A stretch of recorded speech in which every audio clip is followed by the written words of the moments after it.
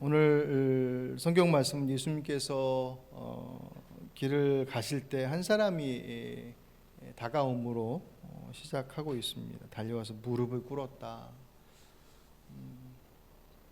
혹시 여러분 누군가에게 무릎 꿇어보신 적 있으십니까? 최근에 무릎 꿇어보신 적 있으십니까? 예전에야 이제 아이들이 어른들 앞에 앉을 때 무릎 꿇고 앉아야 돼. 예절 교육 잡아요. 근데 요새는 워낙 이제 이 문화들이 바뀌어져서 그냥 단정하게만 앉아 있으면 돼. 무릎 꿇는 거, 양반다리 하는 것도 앉아 있는 것도 어려워하는 시대니 다 요새는 다 바뀌지 않습니까? 이 식탁 문화로 다 바뀌어가고, 그래서 예전처럼 그냥 예절 차원에서의 무릎을 꿇는 것이 아니면 혹여라도 이제 내 의지와 상관없이 다른 사람에 의해서 무릎이 꿇려지는, 그때는 참 이제 힘든 경우죠.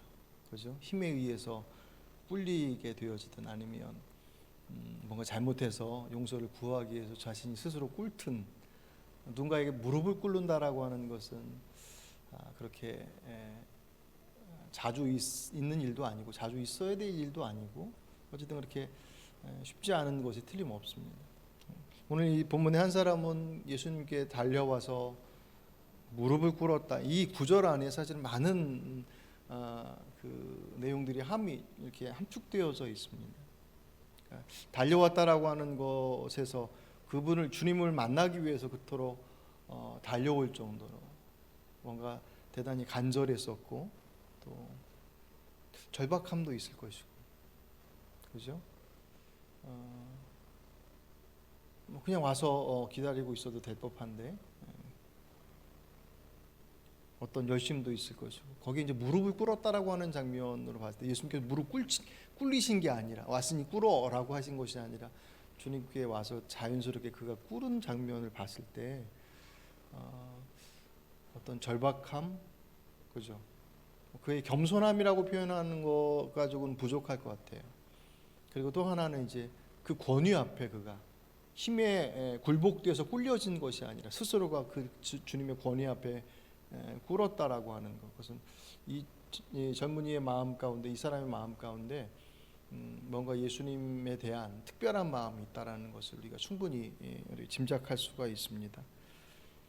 다른 복음서, 마태복음과 누가복음에 보시면 이 장면이 기록되어져 있는데, 그 장면, 그 복음서들을 정리해서 보면 이 사람, 오늘 본문은 한 사람이라고 그냥 지칭되어 있지만 그는 젊은 관원이고요, 고위직 관리예요. 그리고 부자예요.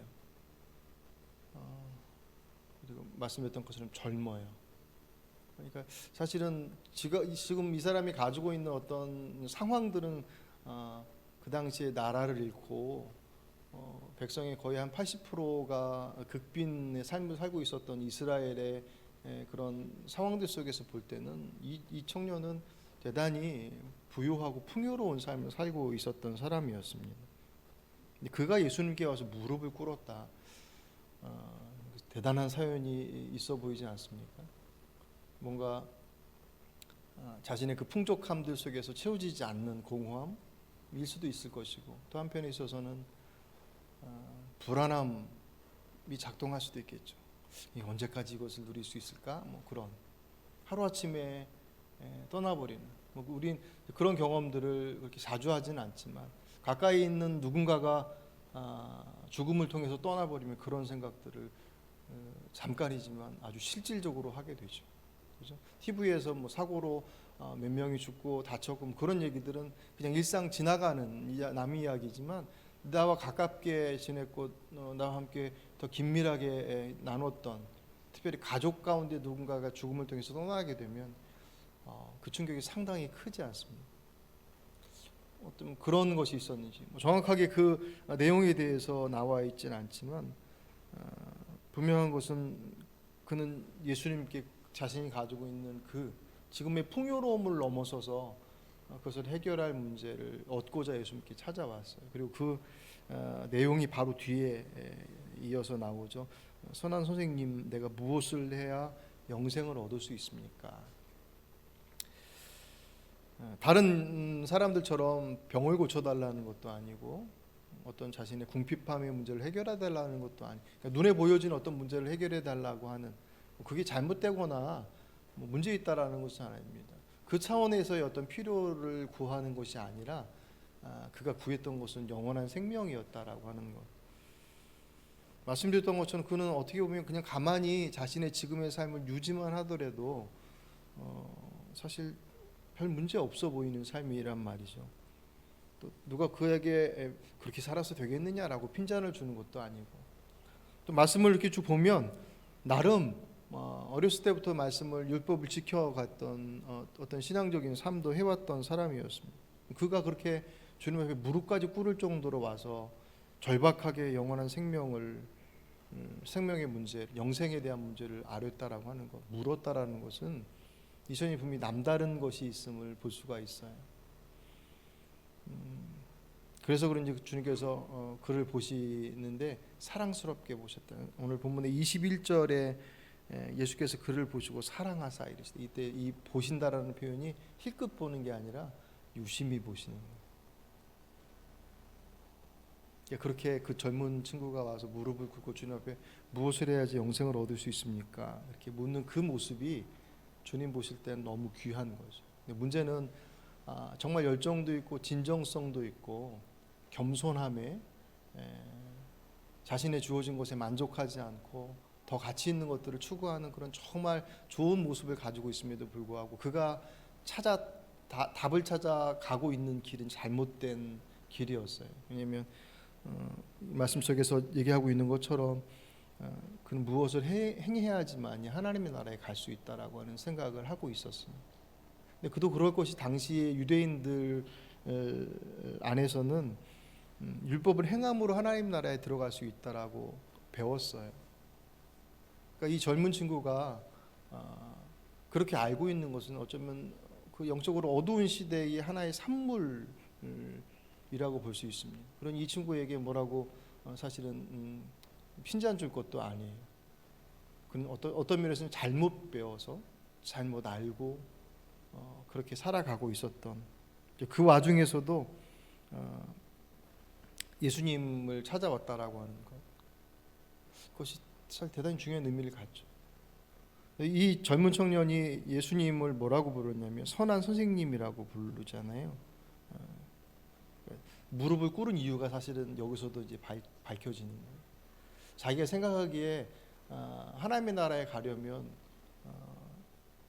행함을 통해서 가는 것 같은데 어디까지 해야 되는지 모르는 거예요. 얼마까지 해야 되는지, 그러니까 그 깊이와 그 수요, 그러니까 이게 수치상으로 예를 들어서 율법이 예를 들어서 600개다 그러면 한 580개 정도는 철저하게 지켜야 돼. 철저하게는 어느 때까지? 그래서 유대인들이 그 고민이 많은 거예요. 안식일을 지키는데 안식일에 일하지 말라라고 하는 그 말씀 앞에 그러면 안식일에 일하지 말아야지. 그럼 일하지 않을 때 그럼 일은 뭐냐? 그래서 그들이 정해놓은 일에 대한 것들이 뭐 무게가 몇 킬로, 2킬로 이상 무게, 걸어가는 거리가 뭐 1킬로 이상 걸어가면 일하는 거다. 지금도 유대인들은요, 이스라엘 유대인들은 안식일에 엘리베이터를 타면 엘리베이터 버튼을 안 누른대요. 이걸 일로 규정해놔서. 그래서 타서 누군가 눌러주기를 기다리고 얘기하던가 그렇게 하는. 그러니까 그들 안에서 율법을 지켜야지 하나님의 나라에 갈 수 있는데 어디까지 얼마나라고 하는 것에 대한 기준이 모호한 거예요. 그러니 이 청년이 그 고민에 빠지지 않을 수가 없는 거죠. 자신의 자리에 만족하지 않고 영원한 나라를 바라보고 있는데 배우기는 율법을 잘 지켜서 행함으로 가는 것이라는데 자기는 나름 열심히 하고 있는데도 불구하고 어디까지라고 하는 그 물음에 답을 얻을 수 없는 거죠. 근데 그가 보기에도 예수님은 남달랐던 거죠. 그죠?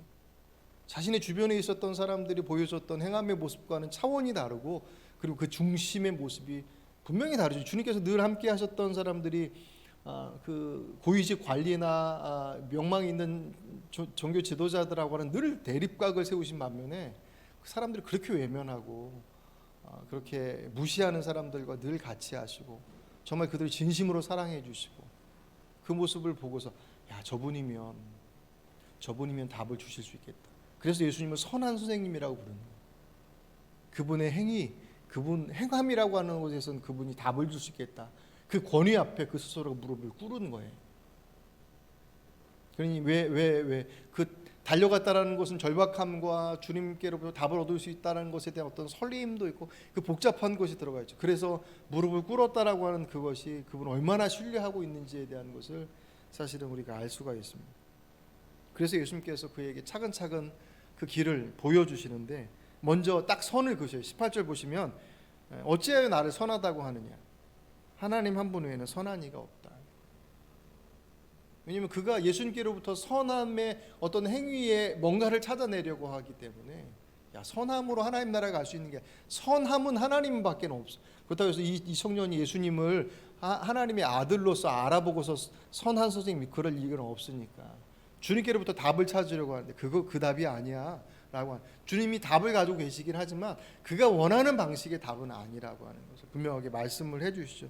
그리고 난 다음에 주님께서 19절에 누구나 그 당시 유대인들이라고 한다면 누구나 알고 있는 계명을 말씀하시는 게 19절의 내용이에요. 내가 계명을 안 하니 살인하지 말라, 간음하지 말라, 도둑질하지 말라, 거짓 증언하지 말라, 속여 빼앗지 말라, 내 부모를 공경하라 하였느니라. 이게 10계명 중에서 하나님과의 관계 말고 사람들과의 관계 속에서 주어진 영역들이잖아요. 모두가 다 알고 있어요. 유대인들에게 있어서 가장 중요한 율법 중에 율법이니까. 근데 이것을 예수님께서 넌지시 제시하셔. 이 청년에게서 너 이건 지키고 있냐? 그걸 확인하시기 위해서겠느냐? 아니요. 이 청년의 수준은 지금 그 정도를 확인할 수 있는 차원의 문제가 아닌 것을 주님께서 모르실 리가 없죠. 주님께서는 그의 상태를 점검하시기 위한 것이 아니라 그 스스로가 말씀 앞에서 자신이 어떤 상태인지를 알기를 원하시는 거예요. 주님의 의도가 네가 정말 구원받을 만한 믿음이 있는지 내가 그 수치를 알아보겠다. 너 1년에 주일 몇 번이나 봉사는 뭐 하고 있어? 또 11조를 잘하고 있어? 여러 가지 그런 수치로 나타날 수 있는 것들에 대한 부분들을 매기시면서 그에게 그래, 너는 이만하니까 구원받을 만하다. 그것을 말씀하시고 그것을 알게 하시고자 하신 것이 아니라 그는 그렇게 해서 하나님 나라 갈 수 있다고 생각하고 그 길을 찾고 있는데 그게 아니야 라고 하는 것을 그 스스로가 확인하게끔 하시기 위해서 던져주신 물음이에요. 그 물음에 그 청년이 뭐라고 대답합니까? 너무나도 자신 있게 20절, 선생님여 이것은 내가 어려서부터 다 지켰나이다. 이건 잘난 체 하는 게 아니라 이 청년이 그만큼 어떤 면에서 보면 훈련되어진 사람이에요. 그 당시 유대인들이 신분의 차이나 상황의 차이는 좀 있기는 하겠지만 말씀 위에서 함께 살았던 사람들이었기 때문에 어렸을 때부터 말씀에 훈련을 받았던 사람이었습니다. 기본 중에 기본인 그 말씀, 과도한 자신감이야. 주님 제가 어렸을 때부터 그것은 찾아서 그거는 아닌데 그 답은 아닌데 라고 하는. 근데 문제는 그것을 잘 빠짐없이 틀림없이 지켰다는 것과 그 말씀을 잘 지켰다는 것과, 이게 말장난처럼 보이지만 주님께서 왜 그 말씀을 주셨는지에 대한 의미와 그 의미를 알고 그 말씀을 지키는 것과 그 말씀을 해야 하는 율법의 조항으로서 알고서 어렸을 때 훈련으로 받아서 지키는 말씀의 행함과는 결이 다른, 주님께서 지금 그것을 들춰내시는 것. 지금은 좀 덜하지만 예전에 우리나라 그 어린 그 음악하는 친구들이, 그러니까 청소년들이 외국에 나가서 꽤 그 실력을 인정받았던, 지금도 유명한 국제 콩쿠르에서 수상하고 하는 그런 내역들은 많이 등장을 하지 않습니까? 근데 예전에는 외국 사람들이 이제 그 국제 콩쿠르에서 이제 심사위원들이 보면 우리나라의 어린 친구들이 와서 연주하는 걸 보면 두 번 놀랐대요. 첫 번째는 너무 잘하는 거예요. 그 나이에 어떻게 그 곡을 그렇게 현란한 곡들을 도저히 그 나이에서는 할 수 없을 정도의 기술적인 완성도를 가지고 그 곡을 막 연주해 나가는 거예요. 첫 번째는. 두 번째는 요새식으로 표현한다면, 그런데 그 곡에 영혼이 없어. 기술적으로는 정말 뛰어난데 그 노래를 왜 하고 있는? 그러니까 이 노래 지금 이 음악의 이 부분이 뭘 노래하고 있는지에 대한 것을 본인이 느끼지. 그러니까 배워서 알고는 있는데 그래서 막 뭐 그 음악에 나오는 무슨 모든 그 기술적인 내용들을 다 습득을 해서 정말 현란하게 움직이고 있음에도 불구하고 그 마음은 그 음악과 하나가 되지 못한 모습이 너무나도 분명하게 보이는. 거기에 놀랐다는. 그러니까 지금은 안 그래요. 지금 요새 제가 이제 가끔가다 이렇게 유튜브 보면 거기 그런 거 있더라고요. 정말 뛰어난 어떤 그 콘텐츠에서 정말 뛰어난 실력을 가진 그 음악가들하고 뭐 이렇게 무슨 콘텐츠를 만들어서 이렇게 가르치기도 하고 하는 그 장면들 보면 항상 강조하는 게 이게 무슨 의미일 것 같아? 기술적인 것을 막 잘해서 가르치려고 하는 게 아니라 지금 이 노래가 지금 무슨 느낌이고 어떤 분위기야? 그 노래가 정말 말하고자 하는 것들에서 이렇게 가르치더라고요. 많이 달라졌죠. 제가 앞에서 예로해드린 것은 아마 꽤 오래된 얘기일 것입니다. 마치 그거 같이 율법은 정말 기가 막히게 지켜요. 어렸을 때부터 지키고 있는데, 근데 하나님께서 그 말씀을 왜 그 말씀을 주셨나? 안식일에 일하지 말라라는 그 말씀을 정말 철저하게 지키기 위해서 일이라고 하는 것을 규정하기 위해서 아주 세밀하게 그랬는데 왜 그것을 주셨는지는 모르는 거예요. 이 청년에게서는 그것을 가르쳐 준 사람이 없었어요. 근데 예수님께서 이 청년을 어떻게 보셨다고 그랬어요? 오늘 21절 예수께서 그를 보셔 사랑하사. 그 청년 안에는 잘 못 배워 잘 몰라서 그것이 답인 줄 알고 그렇게 그 길을 열심히 쫓아가고 있었는데 그 안에는 그 당시에 있었던 바리새인과 서기관 같은 외식 앞뒤가 다른 세속적이거나 그 안에 그것을 통해서 뭔가 얻고자 하는 그런 어떤 다른 마음이 안 보이는.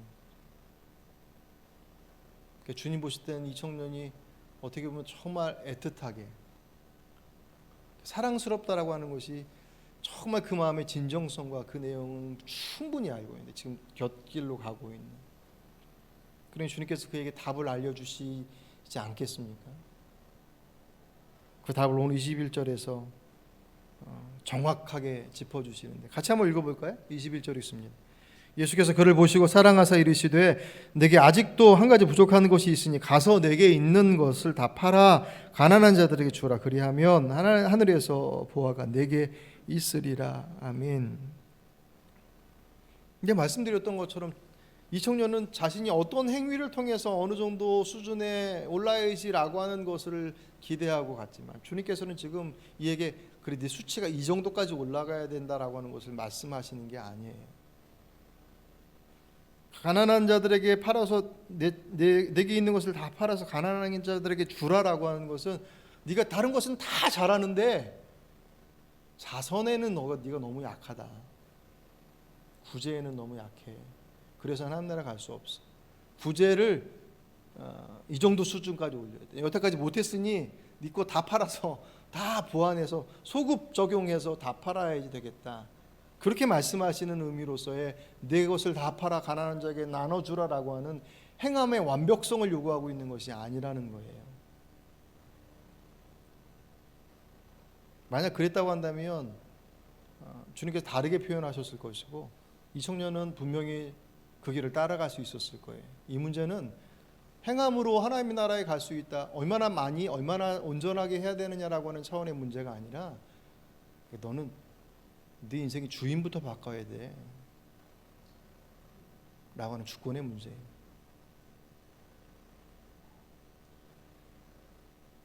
전 재산을 요구하신 것이 아니라 그의 인격, 그의 존재를 요구하신. 예수님께서 재산 팔아서 가난한 사람들에게 나눠주시라고 하신 이유는 그의 인생의 뿌리가 어디에 있기 때문에 그래요? 재물에 가 있었어요. 그럼 어쩌면 그는 그것도 몰랐을 거예요.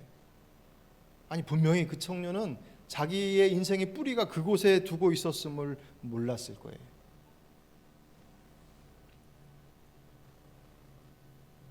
그래서 어떻게 보면 오늘 예수님께서 물으시는 장면이 좀 과하다 싶은 생각도 들어요.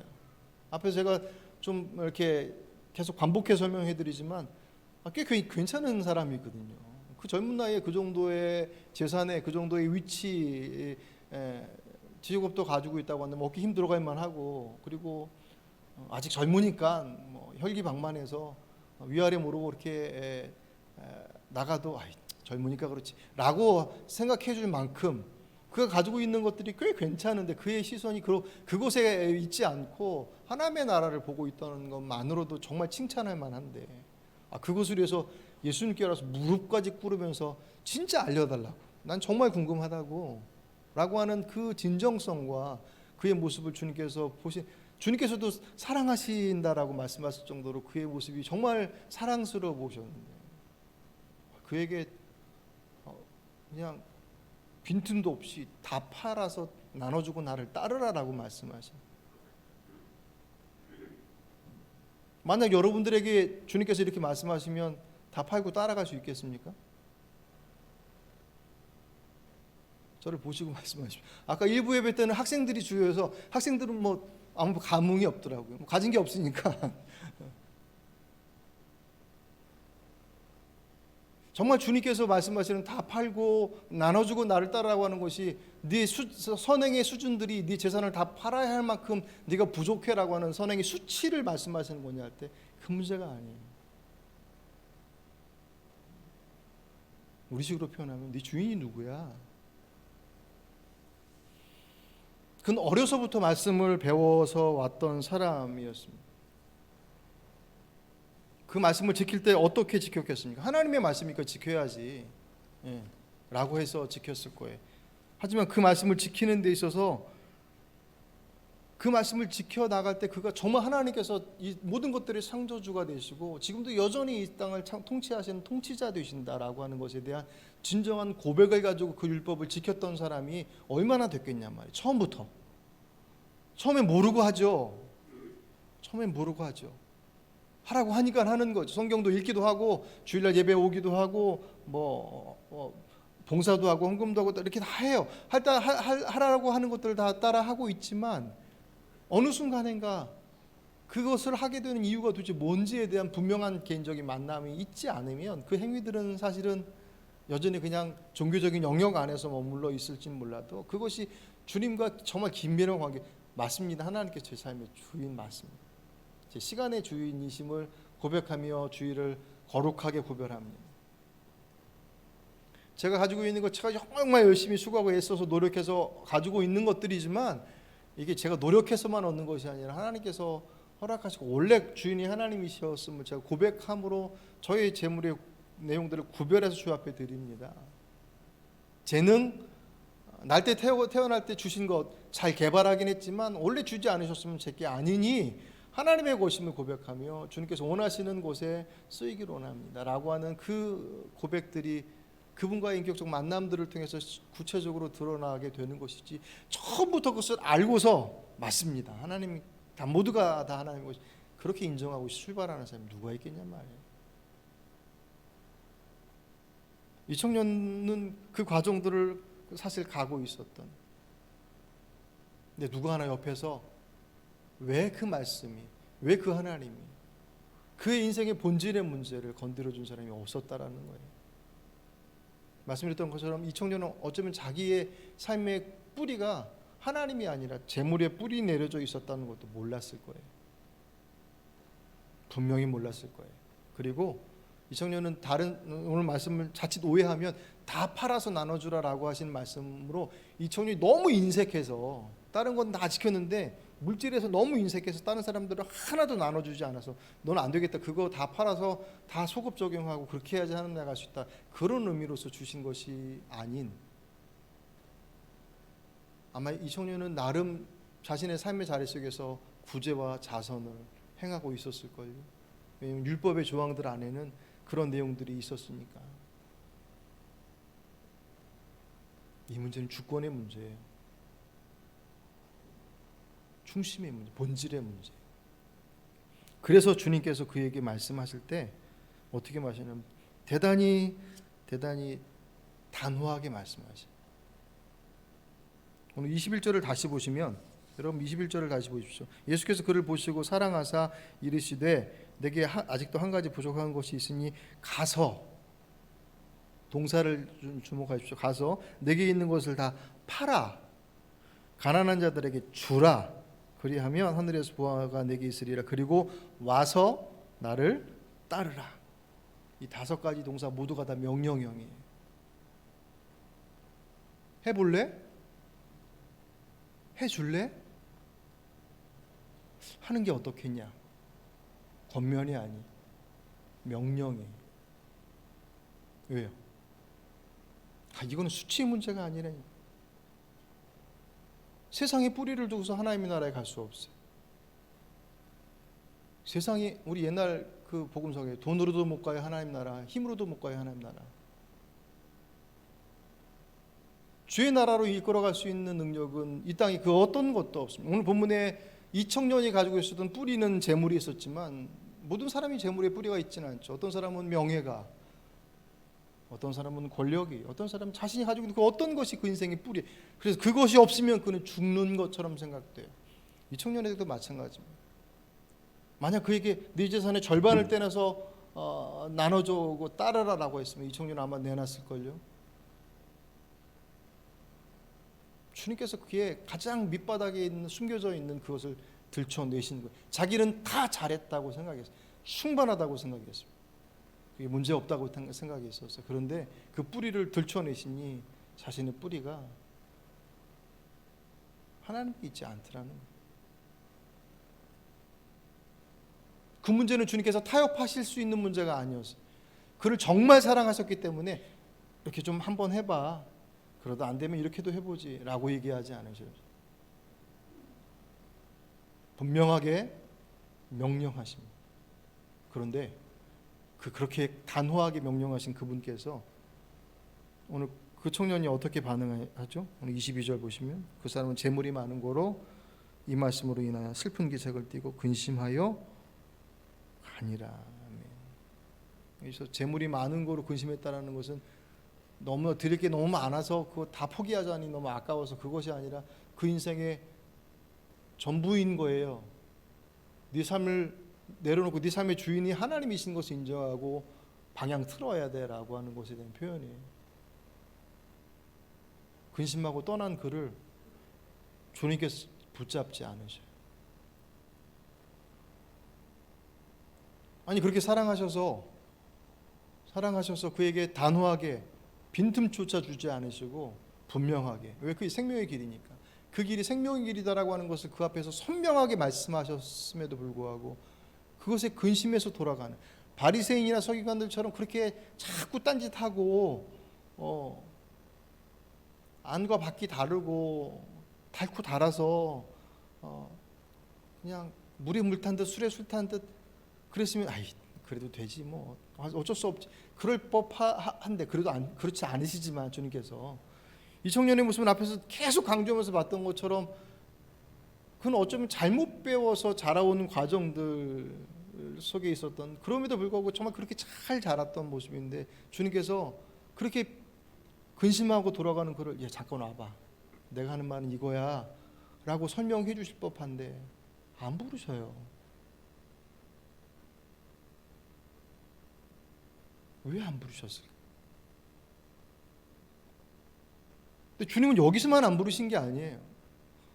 어쩌다 보면 요새 계속 제가 저녁 기도회 때나 새벽에 말씀드릴 때 이 패턴들이 계속 반복되고 있지만 주님께서 우리에게 뭔가를 요구하시고 난 이후에 우리들에게서 보이는 반응들을 이끌어내실 때 억지로 갖다가 잡아다 멱살 잡고 앉혀놓지 않으시더란 말이에요.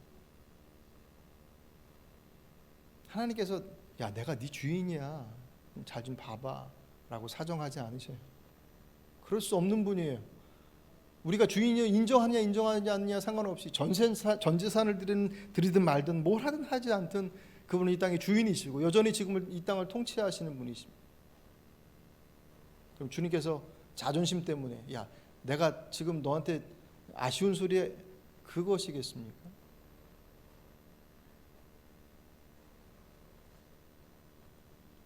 인생의 주인됨의 문제는 억지로 되는 문제가 아니에요.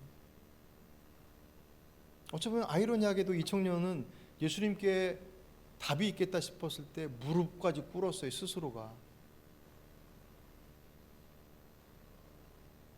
근데 정작 그에게 답을 주었더니 그는 그 답을 듣고 떠나갔습니다. 왜요? 돈이 아까워서도 있겠지만 아깝다라고 하는 것보다 훨씬 더 본질적으로 그 삶의 생명처럼 여기는 것이기 때문에 아마 주님께서 그 정도로 자극을 주지 않으셨다고 한다면 이 청년은 충분히 비껴갔을걸요.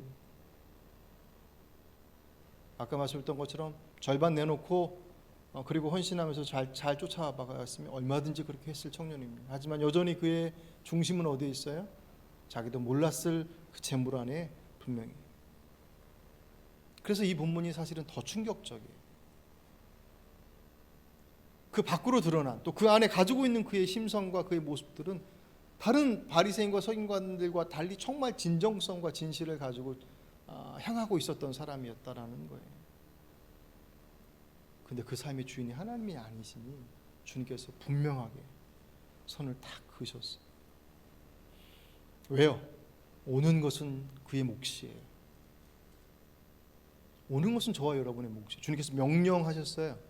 그렇게 부드러운 분이, 그렇게 늘 힘겹고 어렵고 요청하는 이들에게 사랑과 자비와 은혜로 함께 하셨던 그분께서 정말 사랑스러운 그에게 한마디라도 더 해주셔서 돌아갈 것 붙잡아서 앉혀놓고 설명하시고 가르치시고 막 그렇게 하셔서 그래 바로 이거야 라고 하실 법한데도 불구하고 주께서 그렇게 하지 않으셔요. 왜? 그의 명령에 이미 그 모든 것들이 다 들어갔어요. 그 다음은 우리의 몫이에요.